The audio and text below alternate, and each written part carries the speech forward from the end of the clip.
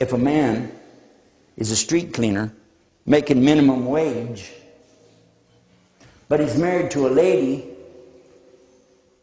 who's worth $500,000, she doesn't have to give him a quarter. He still pays for the house. He still pays for the utilities. He still pays for the car. It's his responsibility. You can't marry a woman for her money in Islam. But a woman can marry a man for his money easy. Because Islam has the ideal thing that every woman's looking for. It's called, what's mine's mine, and what's his is mine too.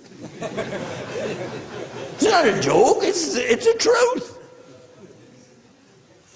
By now the guy's going, I didn't know that. I didn't know that. See? Now watch it turn. Watch it turn. And this is just one example.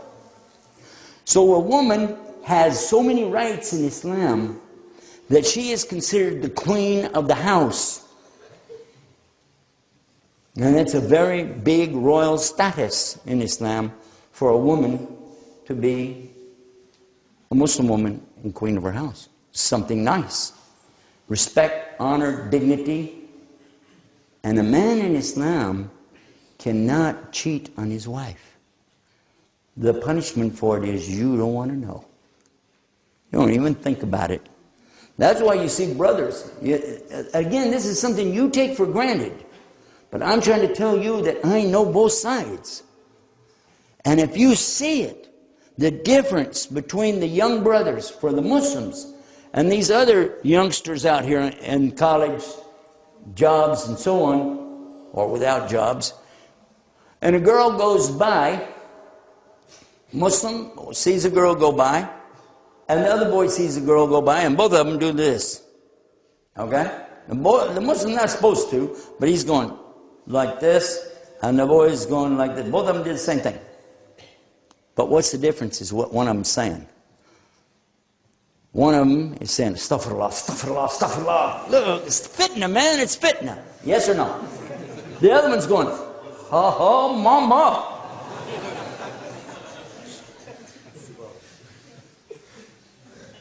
Yes or no? Even here in Australia, the brothers still have Islam. They still know this is wrong. This is not the right way to be. We don't like it. I want to get married. That's the answer, isn't it? That's not what those other guys are saying. They're looking for instant solution to their problem. And Muslims don't do that. Muslims are looking to get married. And Prophet ﷺ told us, get the children married as soon as they're old enough. Don't wait till they're 21, because then they're fully grown. That's not Islam. It's not what the Prophet ﷺ taught us. Is it? Okay, you got to be honest. That's what this lecture is about, by the way. Along with that, getting married, when you get married, there's a whole lot about giving rights to the lady. Is that right? She has a wakil or a wali who is responsible for her. And he's taking care to be sure she gets a fair deal. And whatever's... Oh, and here's another thing. Dowry for Christians has always been girls pay the boys. How many of you knew that? The dowry goes the other way. And for 2,000 years, now just in the last couple decades, the women are going, hey, why should I have to give any money? But it's always been, in Islam, the men have to take care of the women. Right? Always. So when you get married, you give her. And she gets to tell you what it's going to be. Or you can make an offer, and if she doesn't like it, she'll say, no, we need more than that. That's not right. If he could say, well, you know, the Prophet ﷺ mentioned to one of the Sahabi just to teach her one ayah from the Quran. He said, yeah, because he didn't have anything else, okay? Go back out there in your BMW and dig around a little bit, you know, because that ain't going to work.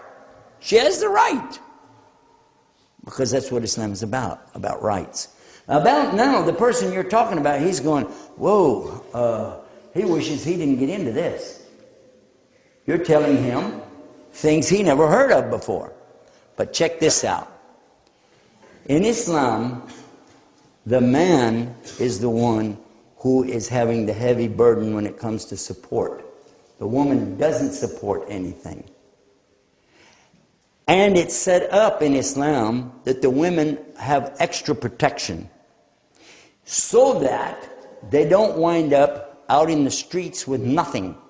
They don't wind up as old bag ladies. They don't wind up as prostitutes.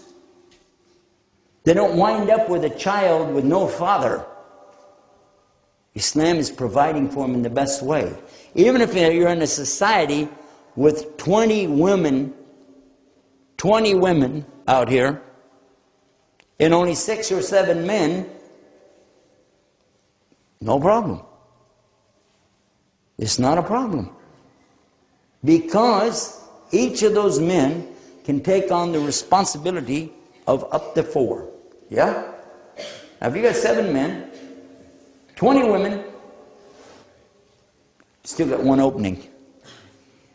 Yeah? No more than that. It was 4. So it's not a problem. Not only that though, and this is usually where I cap it with them. I ask them, have you ever considered if you have 100 women on this side and 100 men on that side? As soon as you marry this man to this woman, here we got a match, how many are left? 99 on both sides. So let's start getting them married till we get down to the very end, and we find all of a sudden there's 5 men left and 5 women left. Now what's the choice? A man can only choose from the 5. Right? Right?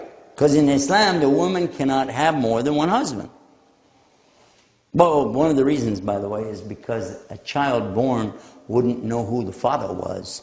And when it comes time for inheritance, how would you know how to distribute it? That's one of the rights of the child. But to come back to this, the man over here can only choose from the unmarried women, true? But the women, who do they get to choose from? Every single man there is still eligible to her. Because they don't have 4 wives yet. Who's got the most choice? See, you never thought of that. Never hit you. That Allah, see, because we're not Allah, we can't think like God. But Allah knows what He created.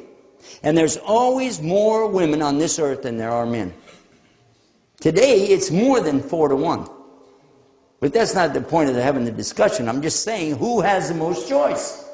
The woman. Because the man is stuck. He's only got 5 women to choose from, or 3 women. Or what if there's only 1 woman left? That's it. That's your wife. That's it. And I don't care if she's really healthy, you know. That's it. But for the ladies, they can choose from any of the men as long as he doesn't have 4 wives. Now, what's another advantage of that is a man gets around. We're social. We know each other. We know who's where, going on, la la la. But the women don't. A lot of times they don't know what's up. And they might think, oh, this guy, he's real nice. But then they find out, oh, he's stingy. He slaps his wife around. He does, you know, thing. I don't like that. I wish I would know that beforehand. Well, how would you know? Well, it's real easy. Because if she has a friend that's already married to the guy, she'd know. Word gets out real fast. Who's the nice guy, really? And who's the one praying and going to the masjid and praying charity? And so this is one of the ways that she is being benefited by this. So who's got the most choice? And who's got the most benefit? And by now the guy's going, I didn't know that, I didn't know that. It happened, a woman had asked me the same way. And when we got to the end of the thing, Shahadu la ilaha illallah, Shahadu Muhammad Rasulullah. Why? Because it becomes clear that this is not from a human being. No human could have figured all of this out. And nothing in Islam said you had to marry 4 women.